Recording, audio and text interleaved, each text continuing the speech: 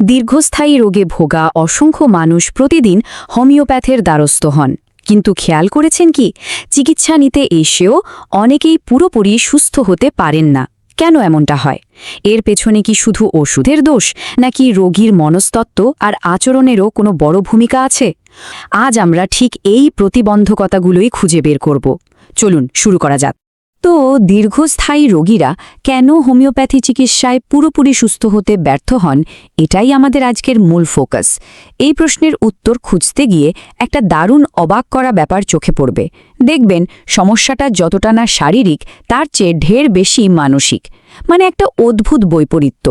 রোগীরা সুস্থ হওয়ার প্রবল ইচ্ছা নিয়েই ডাক্তারের কাছে আসেন ঠিকই, কিন্তু একদম নিজেদের অজান্তেই নিজেদের সুস্থ হওয়ার পথে নিজেরাই বাধা হয়ে দাঁড়ান। আজ আমরা মূলত 5টি বিষয় নিয়ে কথা বলবো। 1. হোমিওপ্যাথিক নিরাময়ের প্যারাডক্স। 2. অধৈর্য ও ভুলে যাওয়ার প্রবণতা।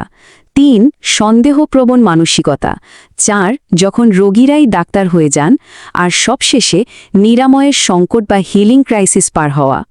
তো চলুন প্রথমেই আমাদের 1 নম্বর বিষয়টা দেখে নিই, হোমিওপ্যাথিক নিরাময়ের প্যারাডক্স। হোমিওপ্যাথির একেবারে গোড়ার কথাটা কিন্তু খুব ইন্টারেস্টিং।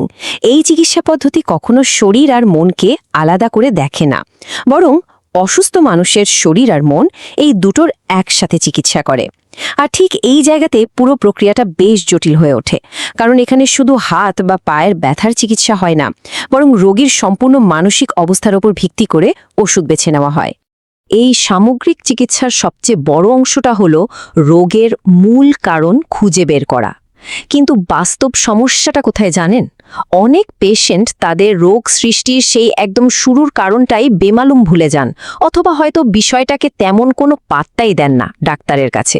এখন ভাবুন, এই গুরুত্বপূর্ণ তথ্যটা ছাড়া একজন ডাক্তারের পক্ষে ঠিকঠাক ওষুধ নির্বাচন করা আর কার্যকর চিকিৎসা দেওয়াটা কতটা অসম্ভব হয়ে পড়ে। এবার আসা যাক আমাদের দ্বিতীয় ভাগে, অধৈর্য ও ভুলে যাওয়ার প্রবণতা। ডাক্তারের চেম্বারে পা দেওয়ার সাথে সাথেই অনেকের একটা অদ্ভুত আশা থাকে। তারা ভাবেন কোনো জাদুর কাঠির ছোঁয়ায় বুঝি রাতারাতি সব রোগ উধাও হয়ে যাবে। দ্রুত আর তাৎক্ষণিক আরোগ্যের এই অবাস্তব প্রত্যাশাটাই হলো সবচেয়ে বড় সমস্যা। একটু চিন্তা করলে বোঝা যায়, বছরের পর বছর ধরে শরীরে বাসা বাঁধা একটা পুরনো রোগ তো আর কয়েক ঘন্টার মধ্যে সেরে যেতে পারে না। কিন্তু এই সাধারণ সত্যিটা অনেকেই মেনে নিতে চান না, আর এই অতি প্রত্যাশাই তাদের হতাশ হওয়ার প্রথম ধাপ। এখানে দারুণ একটা চমকপ্রদ ডেটা আছে, 80%। মূল তথ্যসূত্র ঘাটলে এক অদ্ভুত পরিস্থিতির কথা জানা যায়। কিছু রোগী আছেন যাদের ভুলে যাওয়ার প্রবণতা সাংঘাতিক। তারা হয়তো 30 থেকে 40টা ভিন্ন ভিন্ন শারীরিক কষ্টের লক্ষণ নিয়ে চিকিৎসা শুরু করলেন। প্রথম 1 কি 2 মাসের চিকিৎসাতে তাদের 80% লক্ষণই হয়তো জাদুর মতো উপশম হয়ে গেল। কিন্তু আশ্চর্যের বিষয় কি জানেন? তারা এই বিপুল উন্নতির কথা পুরোপুরি ভুলে যান। এর পেছনের মূল কারণটা হলো এক ধরনের নেতিবাচক বা অকৃতজ্ঞ মানসিকতা। এই রোগীরা শুধুমাত্র সেই লক্ষণগুলোর দিকেই ফোকাস করেন যেগুলো এখনও সারেনি। তাদের সার্বিক যে এত বড় একটা উন্নতি হলো, সেটা তারা পুরোপুরি এড়িয়ে যান। এই যে তারা সুস্থভাবে দেখতে পাচ্ছেন, শুনতে পাচ্ছেন, দিব্যি চলাফেরা করতে পারছেন, এই মৌলিক ক্ষমতাগুলোর জন্য তাদের বিন্দুমাত্র কৃতজ্ঞতা থাকে না। আর এই নেতিবাচক দৃষ্টিভঙ্গিটাই কিন্তু তাদের আরোগ্যের প্রক্রিয়াকে মানসিকভাবে মারাত্মকভাবে আটকে দেয়। এবার চলুন আমাদের 3 নম্বর বিভাগে যাই, সন্দেহপ্রবণ মানসিকতা। কিছু রোগী থাকেন যারা সব বিষয়েই একটু বেশি সন্দেহপ্রবণ। তাদের মনে সবসময় একটা কনফিউশন বা দ্বিধা কাজ করে। একজন ডাক্তার যখন কোনো নির্দিষ্ট পরামর্শ দেন, তখন তারা সেটা চট করে মানতে চান না। উল্টে তারা অত্যন্ত একগুঁয়ে, আপোষহীন এবং বেশ তর্কপ্রিয় হয়ে ওঠেন। বুঝতেই পারছেন, এই ধরনের রোগীদের সঠিক পথে গাইড করা একজন ডাক্তারের জন্য কতটা বড় চ্যালেঞ্জের বিষয় হয়ে দাঁড়ায়। আর এর সবচেয়ে চরম পর্যায়টা হলো তাদের অতিরিক্ত যুক্তিবাদী আচরণ। চিকিৎসা চলাকালীন যদি পুরনো কোনো চাপা পড়া লক্ষণ আবার ফিরে আসে বা সামান্য বেড়ে যায়, ব্যাস তারা তীব্র প্রতিক্রিয়া দেখানো শুরু করেন। স্বাভাবিক নিরাময় প্রক্রিয়ার উপর ভরসা রাখার বদলে তারা ডাক্তারের সাথে রীতিমতো যুক্তিতর্ক জুড়ে দেন, নানান রকম নেতিবাচক মন্তব্য করেন, চরম হতাশা আর নিরাশা প্রকাশ করতে থাকেন। আর এর ফলে তাদের মানসিক অবস্থা আরও বেশি বিপর্যস্ত হয়ে পড়ে। এরপরই আসে আর একটা অদ্ভুত অথচ ভীষণ বাস্তব পরিস্থিতি, আমাদের 4 নম্বর বিভাগ, যখন রোগীরাই ডাক্তার হয়ে যান। দৃষ্টিভঙ্গির আকাশ পাতাল তফাত। চিকিৎসা চলার সময় অনেক সময় লক্ষণের পরিবর্তন হয় বা পুরনো লক্ষণ ফিরে আসে। হোমিওপ্যাথির নিয়ম অনুযায়ী ডাক্তার তখন সেটাকে ধীরে ধীরে সারিয়ে তোলার জন্য রোগীকে গাইড করেন।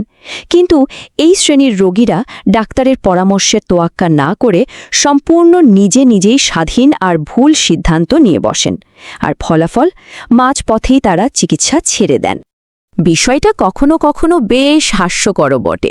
কিছু পেশেন্ট আছেন যারা শুধু যে ডাক্তারের পরামর্শ এড়িয়ে চলেন তা কিন্তু নয়, তারা উল্টে তাদের নিজস্ব চিন্তাভাবনা ডাক্তারের উপর চাপিয়ে দিতে চান। মানে রীতিমতো ডাক্তারকেই পরামর্শ দেওয়া শুরু করেন।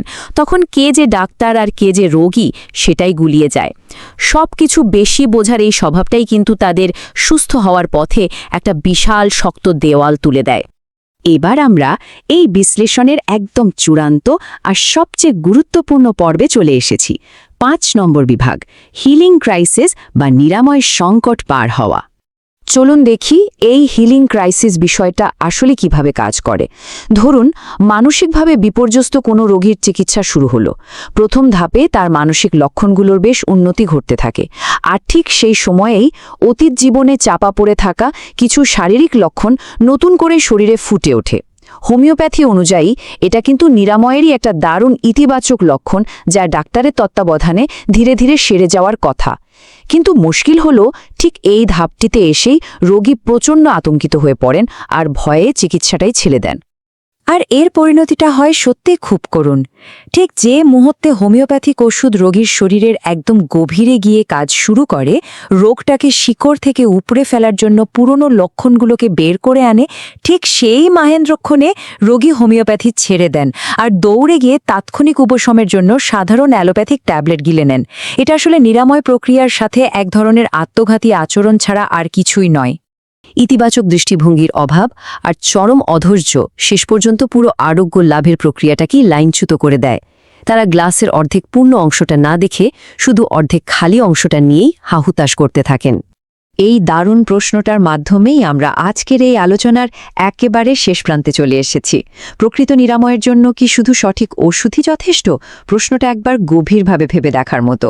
দীর্ঘস্থায়ী কোনো রোগ থেকে মুক্তি পাওয়াটা স্রেফ একটা যান্ত্রিক প্রক্রিয়া নয়, এটা একটা সামগ্রিক যাত্রা, যেখানে শুধু সঠিক মাত্রার সঠিক ওষুধই শেষ কথা নয়, এর সাথে দরকার রোগীর অসীম ধৈর্য, ডাক্তারের প্রতি অবিচল বিশ্বাস আর নিজের সামান্যতম উন্নতির প্রতিও গভীর কৃতজ্ঞতাবোধ।